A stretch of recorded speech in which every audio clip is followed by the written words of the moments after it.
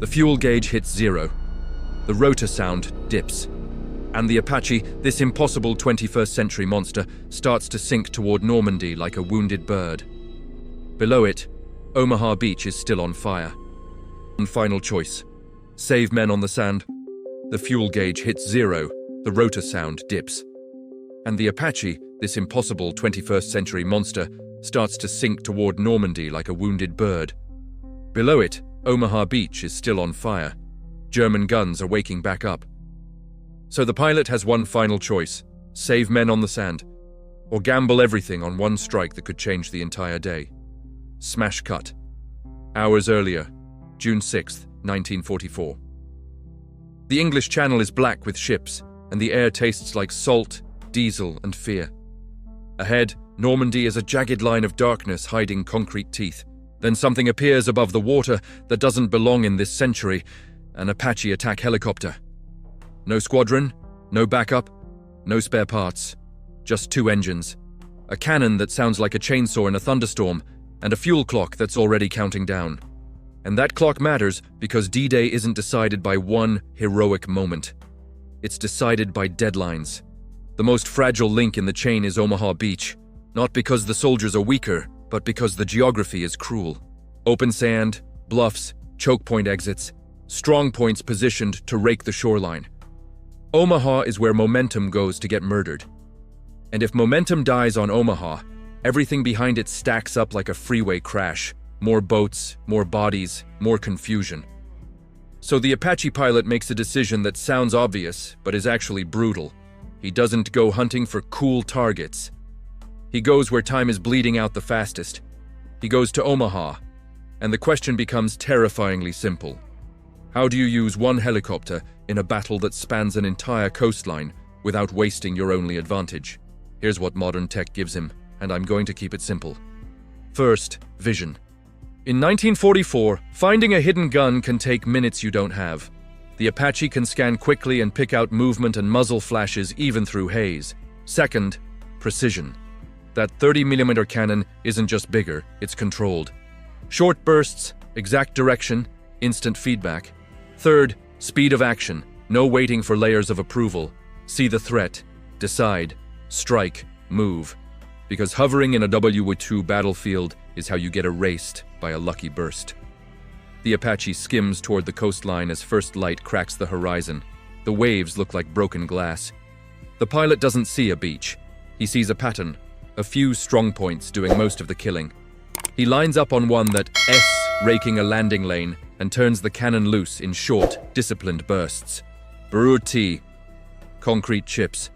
The gun slit goes quiet. He shifts 10 degrees, hits another position. Another slit goes dark. Down on the sand, this isn't some Hollywood victory scene. Men are still dying. Water is still red. But something changes that matters more than drama. The rate of death slows down. And when the rate of death slows down, movement becomes possible. Then the Apache runs into the real enemy of D-Day: chaos. Units are scattered. Smoke hides everything. Some Allied troops are nowhere near where they were supposed to land. And the pilot has no modern blue dots showing friendlies, no shared maps, no clean radio net. Just instinct, optics, and the horrifying reality that one wrong burst into the wrong trench could erase the people he's trying to save. So he changes his rule set in real time. He stops firing into the densest mess. Instead, he starts hunting what feeds the mess. Because if you can't safely shoot the tooth, you break the jaw. Behind those bunkers are roads that carry reinforcements. Artillery pits that pound the beach like a hammer. Command posts that turn scattered defenders into coordinated killers. Telephone lines that keep units connected in a world where radios are limited. And here is the lesson that wins wars but never makes posters. A bunker is a tooth. Logistics is the jaw. Break the jaw and the tooth stops biting. He hits an artillery position not because it looks dramatic, but because one gun knocked out means hundreds of shells never land. He hits a road junction not because it's glamorous, but because a counterattack is only scary if it arrives on time. And he keeps moving because the moment the Germans understand what he is, they will try to swat him out of the sky. And they do adapt, fast. The Germans have flak guns designed to tear aircraft apart, and Apache is tough, but it's not magic. One lucky burst can ruin a tail rotor. One hit in the wrong place can turn this whole modern tech versus history fantasy into a smoking crater in a French field. So the pilot flies like a thief, low, fast, unpredictable, never returning the same way twice. Attacking from angles bunkers weren't built to face. Behind and to the side, where the defenses are weaker and the gunners have to panic and reposition. That matters because fear slows decisions. And on D-Day, delayed decisions save lives. This is the Apache's real weapon now, not kills, time. Block one road, and you buy hours before reinforcements can arrive in strength. Omaha doesn't magically become easy, but it becomes less impossible. Small groups start finding gaps. A few exits open earlier. Some of the worst strong points go silent faster. That's the kind of change that doesn't look flashy on a map. Now we hit the twist that kills almost every time travel power fantasy. Logistics. Fuel, ammo, maintenance. Fuel first. One day of fuel sounds huge until you realize combat turns a day into a handful of intense hours. Ammo second. The cannon has limits. Rockets have limits. Every time he squeezes the trigger, he's spending something that cannot be replaced. If a sensor fails, if a line cracks, if the rotor takes damage, there is no 21st century crew to fix it.